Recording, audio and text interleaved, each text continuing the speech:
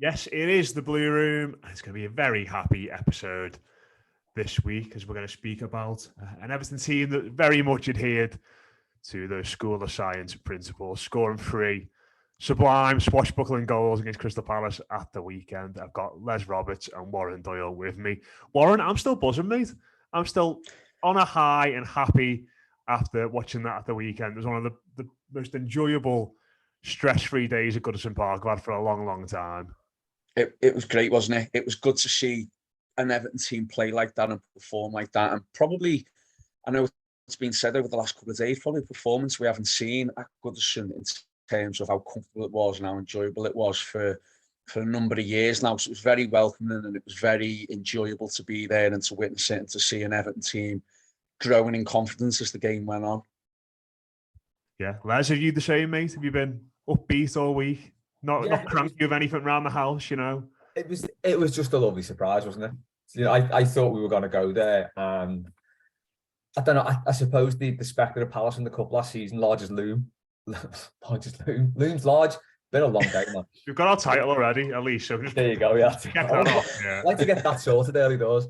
The spectre of that game, it still gets in your head because you've got a lot of players that can hurt us.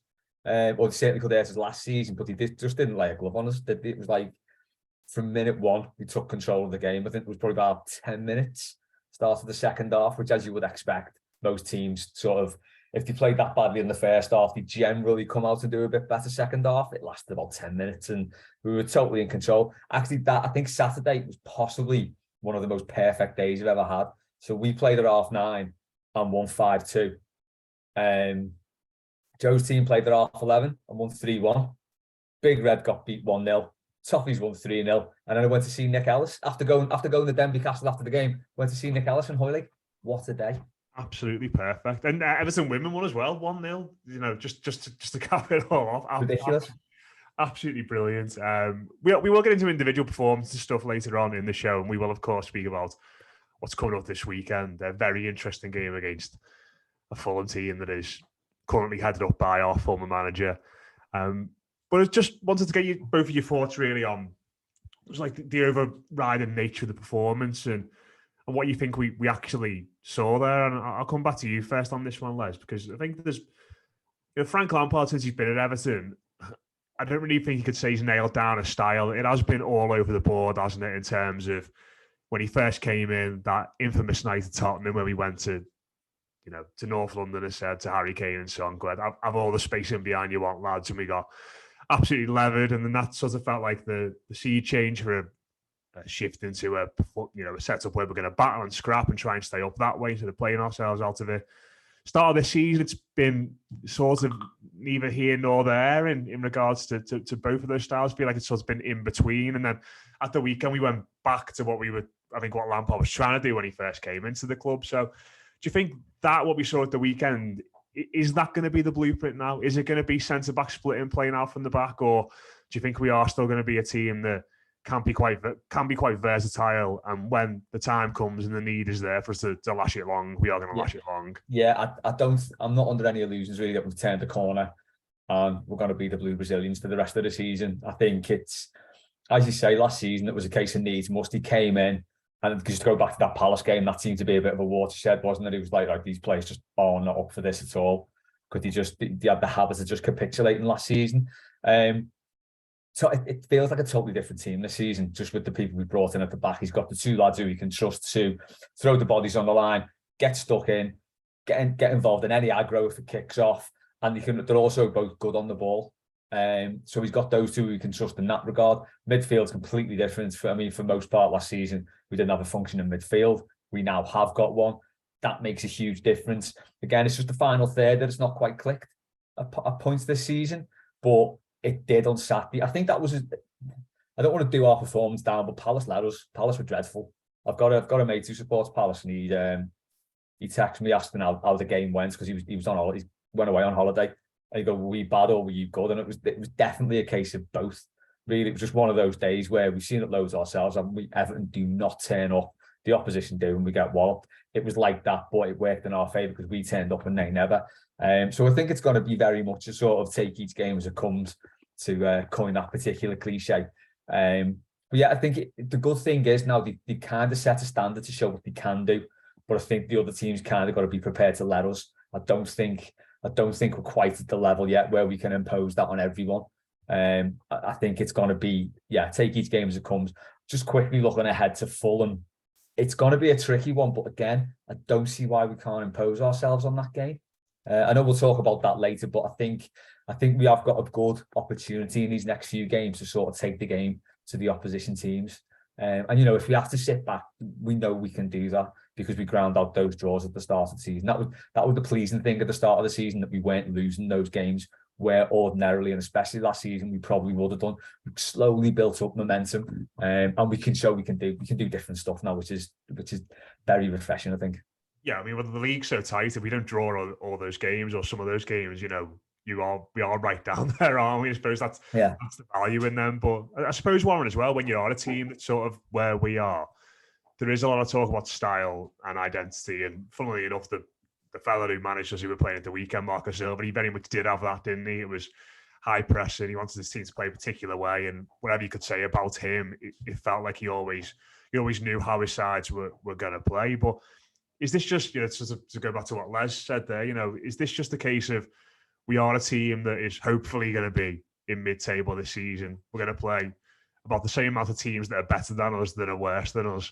And as a result, we're going to have to adapt our style and the way in which we play quite frequently. And there's not really necessarily anything wrong with that really going forward. No, not at all. You adapt. I think that's the skill of any football manager in any game. No matter how good or bad or indifferent you are, it's to adapt to each individual game and how you can go about managing your team to come out of that game as best as possible. When I was listening to Les talk, then my mind went back to last season, and there's a few games that come to mind, where we just couldn't have performed like what we did yesterday, and we did have to go back to back to basic style really to go in to get the points we needed. And what I've been impressed with this season is we've come up obviously against better teams than us, and particularly in the 3 games, the run of 3 defeats we had, we couldn't really play like we did on Saturday against those teams because we are not there yet. But the impressive thing for me this season is, even in defeat and even in some of the draws we've had, for me, I think we've been competitive in every game. I think we've been, even if we've not been the better team, we've been at least competitive. An example of that being the Tottenham game in the first half. I thought we played really well without offering much in the way of anything in the final third, but we still had chances. And if we'd taken them chances, who knows what the outcome could have been. On a different day, we might have, done what Newcastle did at the weekend, for instance. But I think that for me, Saturday was a culmination in the first real game for me where we've seen the fact that we've given a manager an opportunity, not just 6 months. We've given a manager, time, a pre-season, a transfer window to mould the team in his image. And there's still a long way to go on that. It absolutely is. I mean, we're still lacking, I think, that player between the link between the midfield and the attack to create those chances that we need, especially away from home.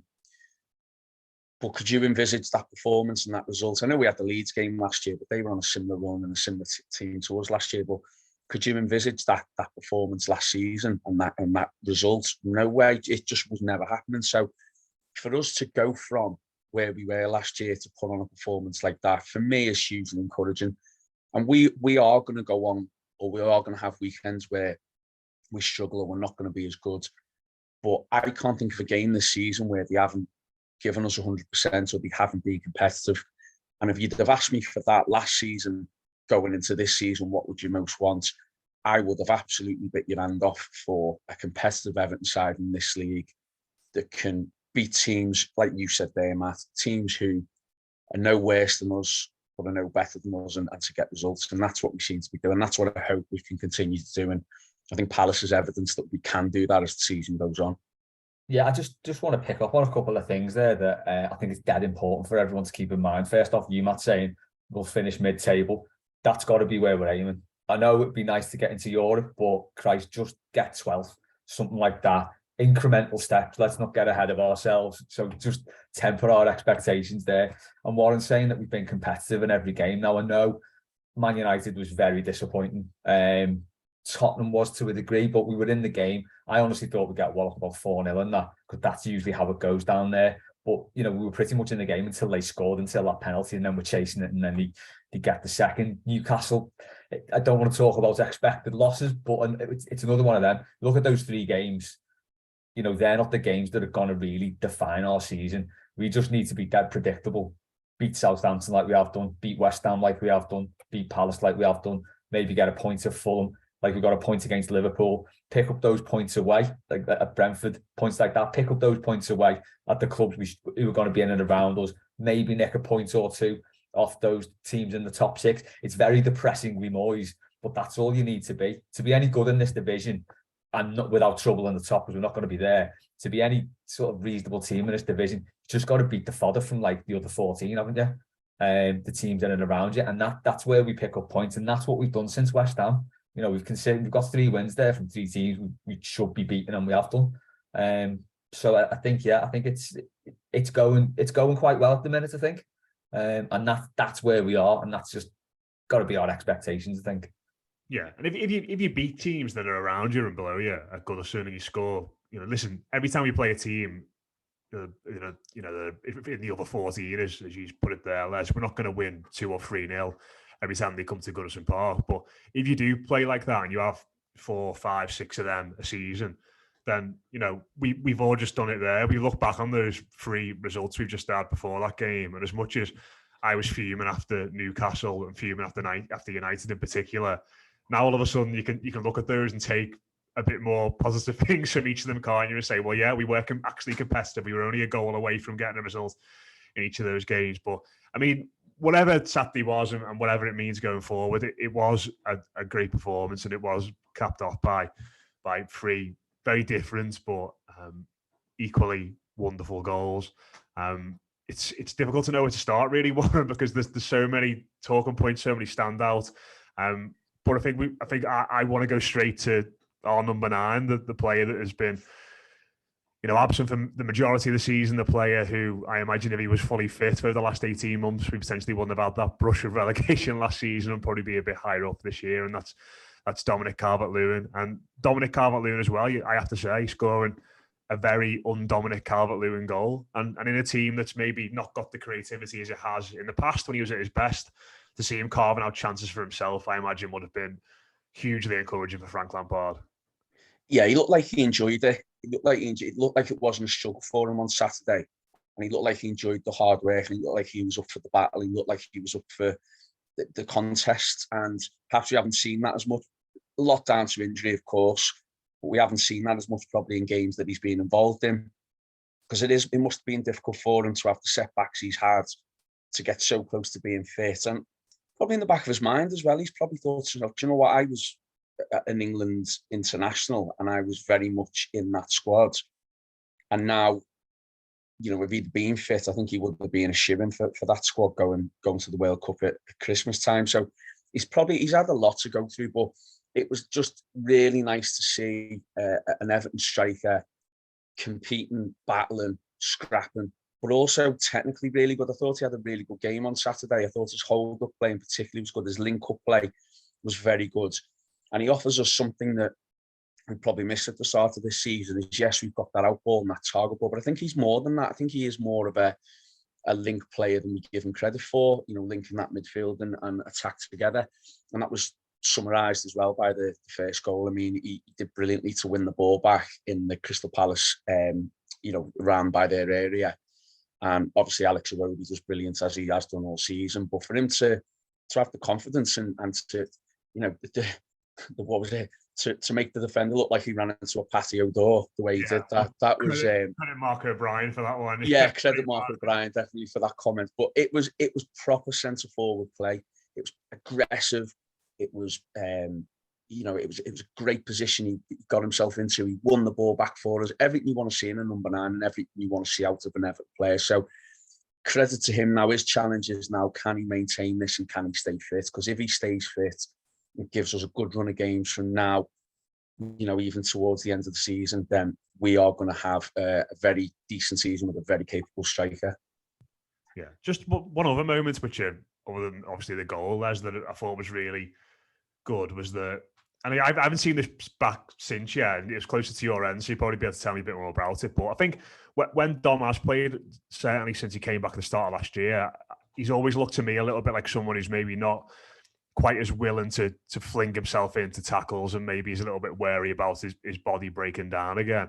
But there's a moment sort of in the second half, there's a bouncing ball at the park end on the edge of the box, and you see him and that yard dog Anderson coming for it, and you're thinking, oh no, there's going to be a massive clash here. And you're sort of expecting one of them to back out, but they both went in for it, and it looked a bit like Anderson sort of did a flying clothesline on Dom, but I've not seen it back since. But that in itself is not something that a forward or any footballer does if they're concerned about getting hurt or concerned about their own body. And I think that aspect of his game was back at the weekend as well. He was really aggressive in everything he did and really physical. And listen, Calvert-Lewin's become a goal scorer. Of course, we all know that. But when you've got that side of his game as well, when he is bullying defenders and willing to put himself about, he's a completely different proposition, isn't he? Yeah, I think that was a big thing at the weekend, as you say, when he goes in for challenges like that and he doesn't back out.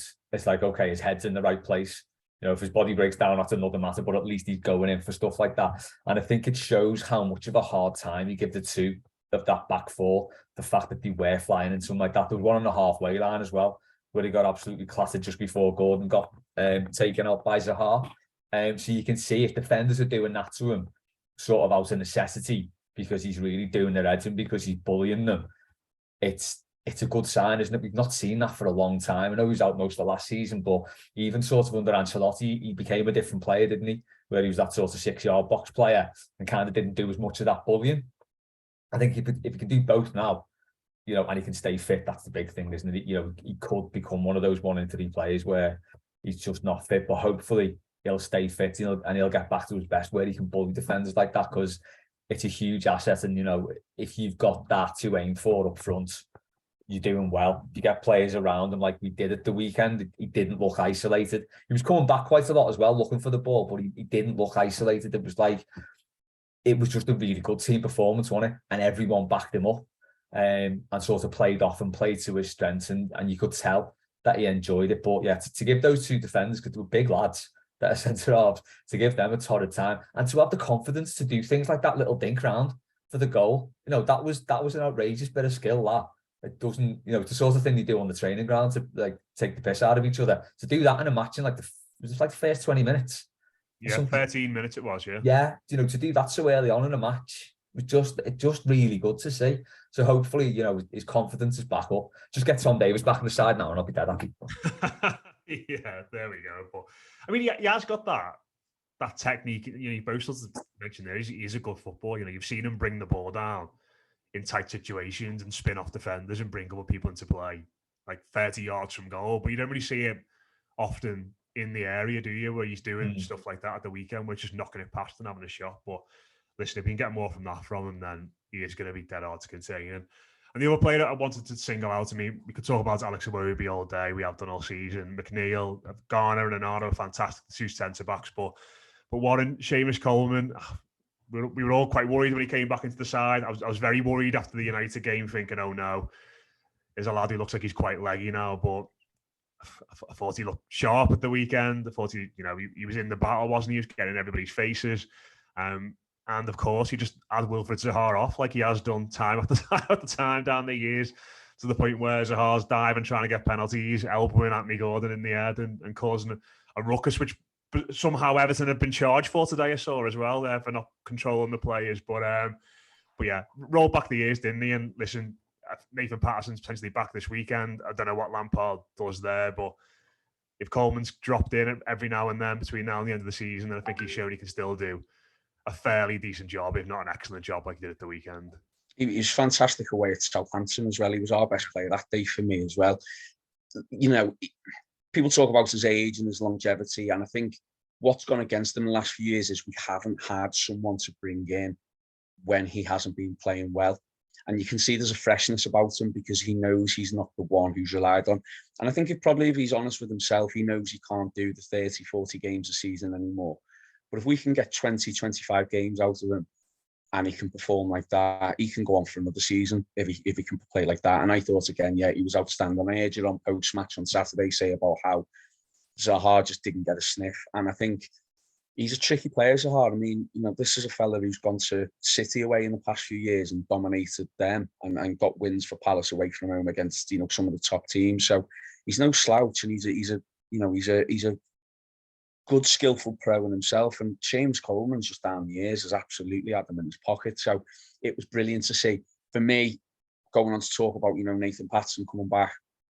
I mean, it's no secret how big a fan of Patterson I am, but I would throw him straight back in personally, just because I think you want to keep Coleman now as that player who you bring in if there's an injury or, cup games, that type of thing. I don't think he should be a regular. And the reason being is when we do need him, we want to keep him fresh like he's been the last few games. But certainly, he rolled back the years, as you're saying, getting forward still as well and in people's faces. And he's got a bit of that narkiness about him again, which probably is helped by having, the other two at the back alongside him. I think they've made a massive difference. But, just quickly, I know you asked about Coleman, just touching on the back four. I think they've revolutionised us this season. And I will hold my hand up and say, I got it wrong about Conor Cody. I didn't think he was going to be as good as he has been. Tarkowski, yes, he's always been solid, but could we really see the best out of him? Would he really step up and help us that much? And for me, he was my man of the match Saturday, Tarkowski. I know Iwobi did amazing, but I just think Coleman's benefiting a lot more from having that, solid back four with him, or whatever system it is, because, he has been the fall guy in the past few years when things have gone wrong. He's going to be his captain, and when he's not played well, he's never hidden away, has he? But yeah, I thought he was outstanding. But I would throw Nathan Patterson back in because I think that's Coleman's role now. Come in when you need it, but you're not a regular. I think the best thing for me about his performance, because we know how he loves getting stuck in and stuff like that, and he's like kryptonite for Zaha at times. But I think the best thing for me was he used the ball really well. Because a lot of the times, it's like the ball just goes to die at James Coleman, doesn't it? But at the weekend, I think it was as much down to the support that he had as well. He was never, apart from a couple of times where he did some really crazy skills that I don't think anyone could repeat, where he sort of doing like 360 pirouettes and the ball's going through his legs on the halfway line and he comes out with it. But I think for most part in the game, he was getting lots of support for that easy out ball. He wasn't having to think too much about what he was going to do with it. And that's important for a player like him because, he's one of those like proper swashbuckling players, but he's not technically the most gifted. He seems to do things instinctively when he does stuff and it comes off. It's just instinct. When he's got to think about things, you can see a little bit of panic sets in. So when he's got players supporting him, giving him those like easy out balls, or not necessarily easy, but the right out ball, it takes that decision making away from him and it gets the best out of him again. So I think there's a lot of credit to the whole team for the performance as well there. Yeah.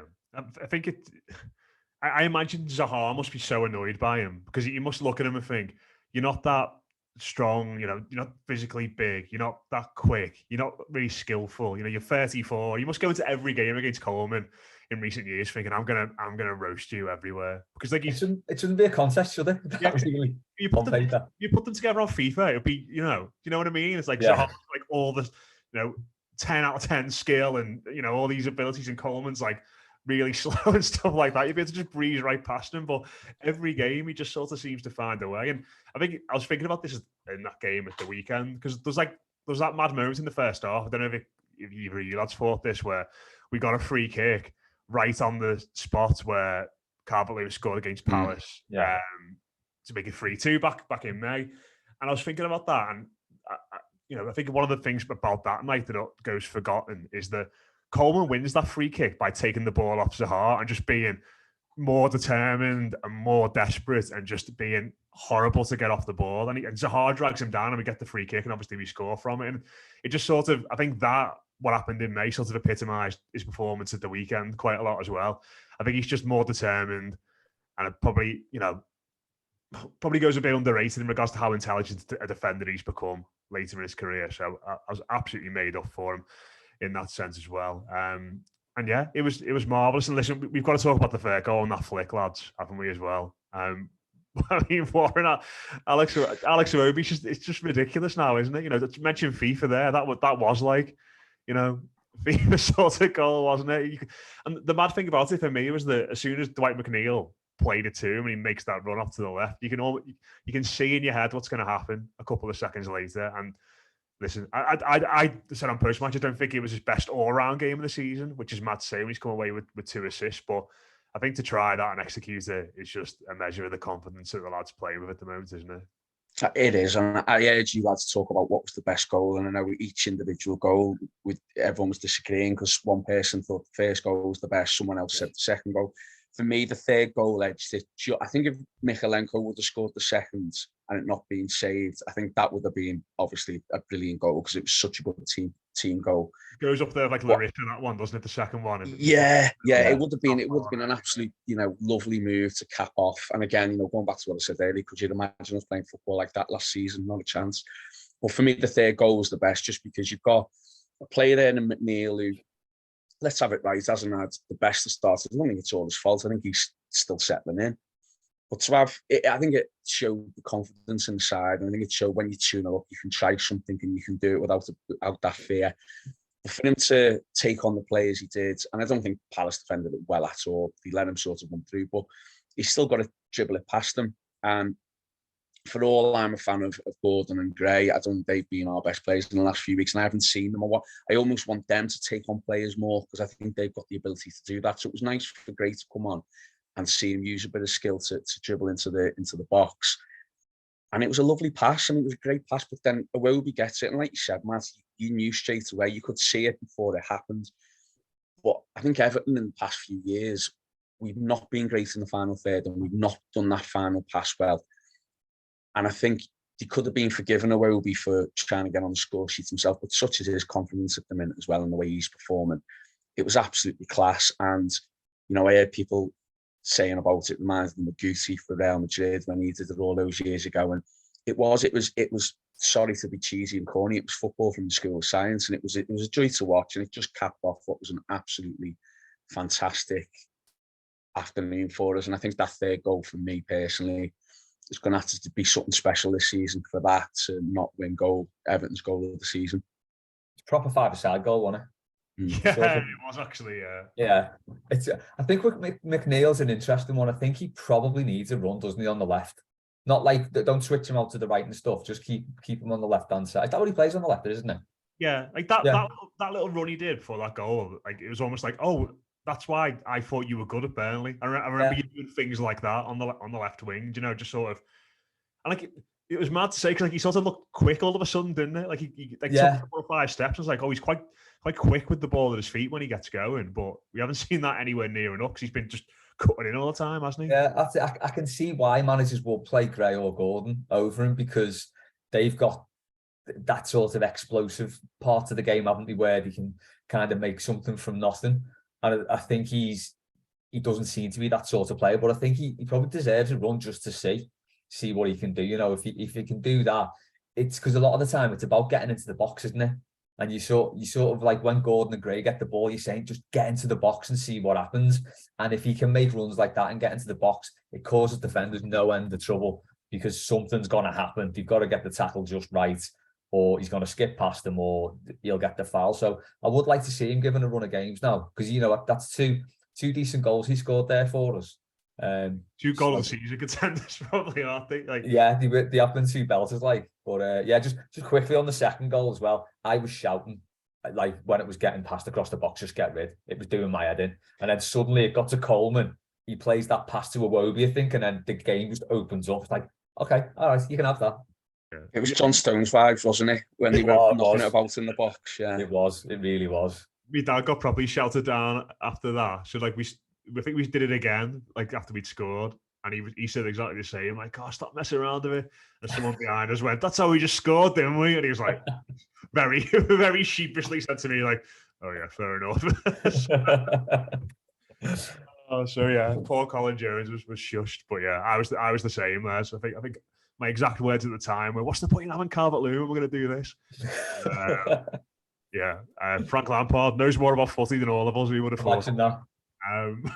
Let's move on to talk about Fulham at the weekend. Warren, Marco Silva, manager of the season so far. You could probably say Fulham in 7th, only 3 points behind Newcastle, who spent hundreds of millions of pounds. Doing an amazing job there, isn't he? And it's going to be a really tricky game on Saturday night. it's going to be a very, very difficult game. And do you know what? Fair play to him, because talking to a few people on Saturday and then around us as well, we were talking about the upcoming games, and most of the people I spoke to are all in agreement that he was probably a bit unlucky when he managed us. He had that great spell where we won a lot of big home games, and at the time Liverpool were at the best, and we were we didn't deserve to lose, and we didn't lose. We put in one of our best, or we got us one of our best derby performances in a long time. It was just a shame the way it sort of fell and broke away. And maybe if we'd have shown the patience that we're now giving Frank Lampard, maybe it could have been a different story. But I think out of all the managers we've had in the last few years, I think he's the one which there's a bit of affection there and a bit of sympathy for him, because he was very unlucky and things just didn't go his way for us. But he's proven now what a great manager he is. I mean, to get that team out Championship, first of all, the way he did was outstanding. And to get them playing the way he is, and they played some good sides, played some decent sides, and they're picking up some great results. And if you're a Fulham fan right now, you're not thinking about relegation, you're thinking about staying up comfortably. So it's going to be a very, very difficult game. But Les alluded to it earlier in the show.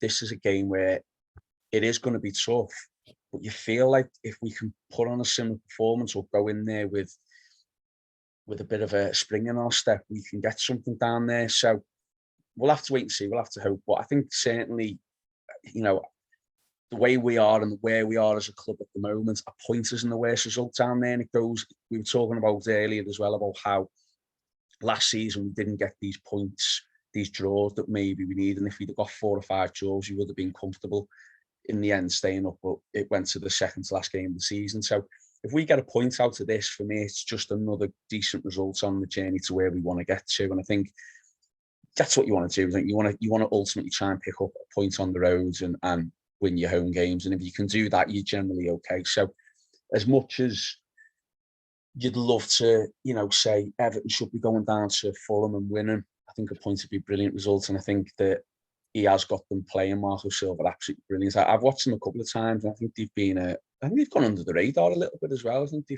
really have performed well. So all credit to them, and it'll be a great game. I think it'll be a good Saturday evening game on the weekend for us. Yeah. I wonder if we'll go back to the gentleman's agreement we had, where we lose down there and win at home. Well, it's been a bit different in recent years, hasn't it? Because I think when they were up, they beat us at Goodison, and then we won 3-2 down there, didn't we? I think we went rogue one season, didn't we, and beat them down there. We won 3-1, I think, didn't we? Yeah. It was the same. I remember it was the same day that City beat United 6-1 at Old Trafford. So I remember coming out the ground and someone saying the score, and I was like, "Nah, that's not right." I think Drentford scored from about 30 yards for us. But, go on there, sorry. No. I just thinking about Fulham. It's like they are doing well, and I don't think anyone's really got anything against Marco Silva, because he was dead unlucky. He was trying to find his feet at a big club after Watford. Things didn't really go his way in some instances, like that goal against Leicester. We were in weren't we, Portugal at that time, and you're staggy. We lost. It was 96th minute, wasn't it? Something like that. Yeah, it was just it was one of those things that's a real kick in the plums for a manager. And the defeat at Millwall as well with the handball and no VAR.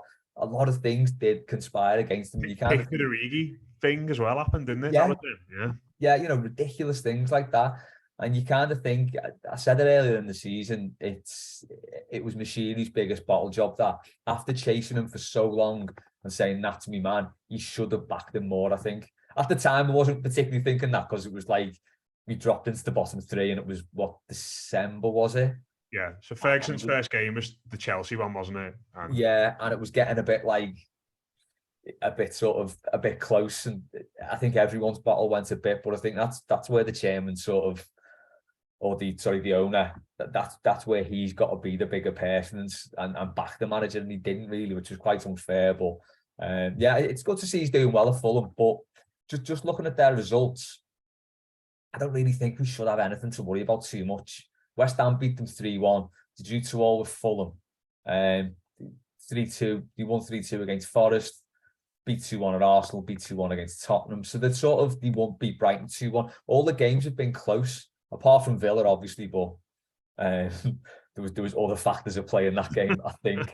I don't think we should go there worrying about them. I know a lot of people will, and it'll be like, "Oh Christ, there we go. Marco Silva's gonna, give us what for and all that. But after the way we played at the weekend, I think we need to be going there positively and, going at them.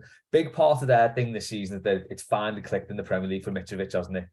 Yeah. After years of looking too good for the champ, not good enough for the Prem, he's come in and got 9 goals this season in 11 games, and he's the man we've got to watch. You kind of think if you can do the number on him, that will take a lot out of their team.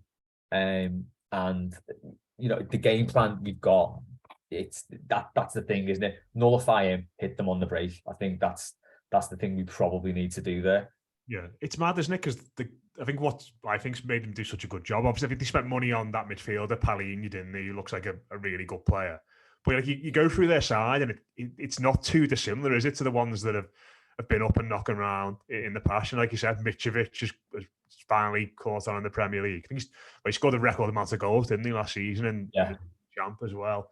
You've got players like Tim Ream who's still knocking around in there, and suddenly looks like not like poor McShane reincarnated. He actually looks like a half decent player again. And I mean that's sort of what Silva's about, wasn't it? That was sort of the vision we were sold. He was going to, you're not going to see someone who's necessarily full of personality or screaming and shouting on the sidelines, but he's a very good coach who will make your players better. And that didn't really happen for us. But just thinking back, Warren, I think for me with Silva, it was that summer, wasn't it, where we chased Zuma all the way through and didn't get him, and ended up with 3 centre backs, and we lost to Gay and brought in Gabaman and Fabian Delph, and I suppose less said about them two the better, really. And the core of that team that you mentioned, that was just was beating teams like United 4-0, Arsenal, Chelsea towards the back end of that season. It was just kind of ripped out a little bit, wasn't it? And we didn't get that structure and that solidity back. Yeah, it goes back to our poor recruitment, doesn't it, over those years, and we weren't able to replace the players you mentioned that we had that season. And I think maybe if we will never know, but I think if we would have got the what they wanted out of Gabaman and what they hoped for out of Delph, it could have been a different story. But that's in the past now, and I think going back to what I said earlier, he was very unlucky, and it's the majority of us, I think, have got good feeling towards him. So it is nice to see him do well. But, I agree with Les. I think we've got nothing to fear going down there. Promoted clubs, you tend to get to this stage of the season and you think they might have a little, boost because they've how well he played and they're used to winning in the Championship. But when when the clocks go back and things like that, it's the old adage, isn't it, that that's when the thick of the season starts coming. So, are they going to maintain that and keep that up? I don't know. And you'd hope that if they can't sustain that throughout the season, this is the first game for them where we can go in there and get something. I think it'd be a massive win if we got something down there. And just very quickly, just moving on slightly, if we look at our next couple of games after Fulham, we've got Leicester at home, Bournemouth away. I look at that and I think capable of getting a point to Fulham, capable if we play like we did in the home game last against Palace, capable of beating Leicester, more than capable of beating Leicester. And then who knows, points or a win against Bournemouth, who are struggling. That takes us to in and 20 points. And we're not even halfway through the season because obviously the World Cup's stopping us from reaching the halfway point. So if we're getting close to 20 points at this stage of the season, then we've got 2/3, if you like, of the season left. I think that bodes well in itself. So this is why I was saying it's so important that we try and pick up something. If we can get a win, I think that's massive. And I think, a lot of people were talking about, I've seen a few interesting quotes on social media saying that, if we don't, after these defeats, if we don't get a win on Saturday, it's going to be another, get the flares and the smoke bombs out towards the end of the season. I think we're a million miles away from that. I really do. I look at some of the sides around us and there's 6 or 7 sides in that league, and I think we're better than them, and we've proven we're better than them already in this short space of time. So I'm not fearful, and if we do have the odd run of results where we're losing or we're not getting it, then I'm confident enough in this squad that it's good enough to pull us out, and he did that on Saturday. And as I said, if we can go there Saturday, pick up another point, I think that puts us on 14, is it? Yeah. With 14, with 2 games left before the World Cup starts, I think we're in a decent position. And I think it's showing the improvements in the squad. So yeah, we should go into that game Saturday with all positivity and should be aggressive like we were on Saturday and go for it. Yeah, totally agree. Just very quickly, Les, Warren said you get Nathan Patterson straight back in there. Is that the only change you'd make, or you like you said before, didn't you? Dwight McNeil maybe deserves a Yeah. run. It would be typical for Frank Lampard to stick with his team after 3 defeats and then after a 3-0 win, make a couple of changes, wouldn't it? But I think it, they feel like the only two that they maybe that he could make. I think so, yeah. I think, do you know what? After that win, the team probably deserves another crack at it, don't they? I think the time to make the changes was Saturday. I was surprised that he went with the same team.